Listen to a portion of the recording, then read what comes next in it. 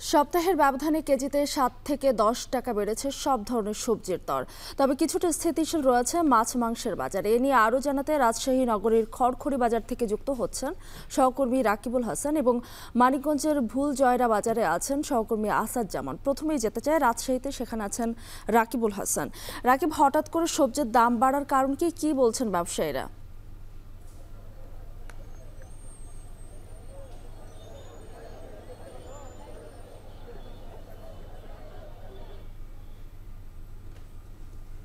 আসলে দিনটা কেমন যাবে সকালটাই কিন্তু সেটা আসলে বলে দেয়। তবে আজকে রাজশাহীতে যারা বাজার দিয়ে সকাল শুরু করেছেন তাদের দিনটা বোধহয় খুব একটা ভালো খবর তাদের কাছে নেই, কেননা আসলে গেল 2 দিন রাজশাহীতে যে বৃষ্টি হয়েছে সেই বৃষ্টির কারণে কৃষক কিন্তু তার যে ফসল সেটি কিন্তু আসলে তুলতে পারেনি, যার কারণে বাজারে আজকে যে সবজির সরবরাহ সেটি তুলনামূলকভাবে কম। এবং একই সাথে আপনি জানেন যে কোরবানির পরে মাংসের চাহিদা কিছুটা কমে, কিন্তু সবজির চাহিদাটা আসলে বাড়তে থাকে। সুতরাং সেই জায়গা থেকে কিন্তু আমরা যেটি দেখেছি যে ঈদের পরপরই কিন্তু সবজির একটা চাহিদা ছিল এবং সেইখানে সরবরাহ ভালো থাকায় কিন্তু তুলনামূলকভাবে দামটাও খানিকটা কম ছিল।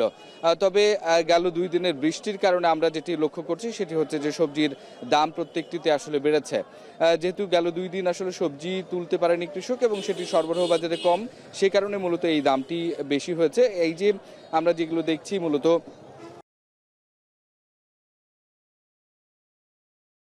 আমরা যেটি লক্ষ্য করছি, বিশেষ করে পুঁই শাক যেখানে 8 টাকা আটি বিক্রি হতো সেখানে আজকে কিন্তু সেটি 10 থেকে 12 টাকা আটি বিক্রি হচ্ছে। যেটি কলমি শাক সেটিও একইভাবে দাম কিন্তু বেড়েছে।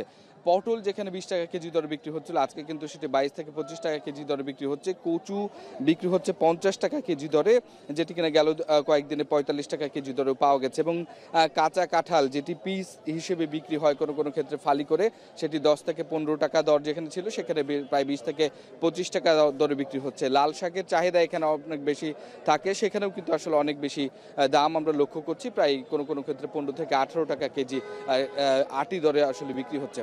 তো এই ক্ষেত্রে কিন্তু বলা যায় যে রাজশাহীতে অন্যান্য যে সমস্ত গ্রীষ্মকালীন সবজি রয়েছে, বিশেষ করে তরাই বা ক্ষীরা, সেগুলোর কিন্তু আসলে দাম বেড়েছে শুধুমাত্র একটি কারণ, কেননা গেল 2 দিনের বৃষ্টিতে বিকেলবেলায় কৃষক কিন্তু ফসল তুলতে পারেনি এবং সেটি সরবরাহ বাজারে কম, এই কারণে কিন্তু আসলে দামটি বেড়েছে। তো এই ছিল খড়খড়ি থেকে আমার কাছে সর্বশেষ খবর।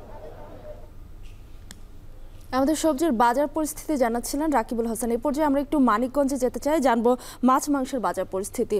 আসাদ, নিশ্চয়ই শুনতে পাচ্ছেন, মাছ মাংসের বাজার পরিস্থিতি কেমন দেখছেন এবং দাম দর কেমন?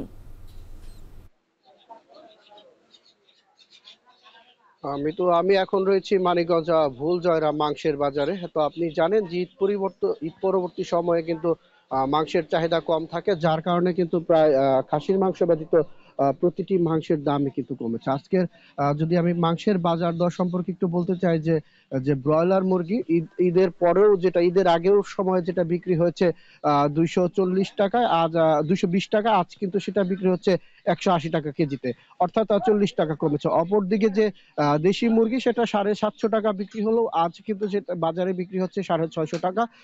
এবং যে কক পাকিস্তানি যে মুরগিটা রয়েছে সেটা কিন্তু 380 টাকা বিক্রি হলেও কিন্তু আজ বিক্রি হচ্ছে 290 থেকে 300 টাকা দরে। আর গরুর মাংসের কথা যদি বলতে চাই, যে ঈদের সময়েও কিন্তু এই বাজারে আমরা দেখেছি যে 750 টাকা কেজিতে প্রতি কেজি গরুর মাংস কিনতে হয়েছে ক্রেতাদের।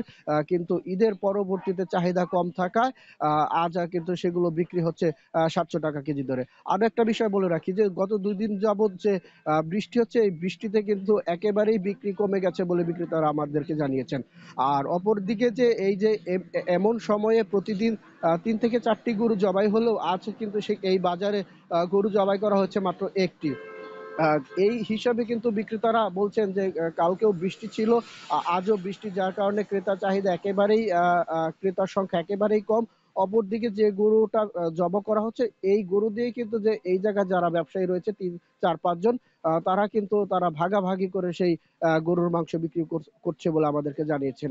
আর তাদের কাছে জিজ্ঞেস করেছিলাম, যেহেতু চাহিদা কম, তাহলে কারা এই মাংস কিনছেন? অধিকাংশই হচ্ছে যারা হোটেল এবং ব্যবসায়ী রয়েছে, তারাই কিন্তু এই মাংস কিনছেন বলে আমাদেরকে জানিয়েছেন। তো মিতু, এই ছিল মাংসের বাজার থেকে সর্বশেষ সংবাদ।